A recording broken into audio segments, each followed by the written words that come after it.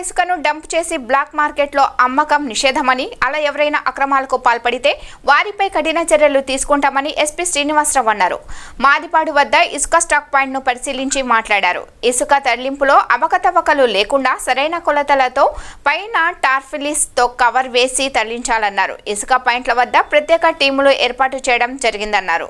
Illegal ఎవరైనా కూడా night times ఏమైనా చేస్తారని చూడడం కోసం ముఖ్యంగా రావడం జరిగింది. లాస్ట్ 2-3 డేస్ నుంచి కూడా మనం ఈ ఏరియాలో అమరావతి అచ్చంపేట ఏరియాలో మనం శాండ్ మీద స్పెషల్ టీమ్స్ని పెట్టి పంపించడం జరుగుతుంది. ఆ కేసెస్ కూడా మనం రిజిస్టర్ చేయడం జరిగింది. జేసీబీలు, లారీలు వాటిని కూడా మనం సీజ్ చేయడం జరిగింది. అట్లాగే ఇక్కడ కూడా ప్రాపర్గా జరుగుతుందా లేదా అనేది ముఖ్యంగా చూడడానికి ఈరోజు రావడం జరిగింది. As of now it is in a good order.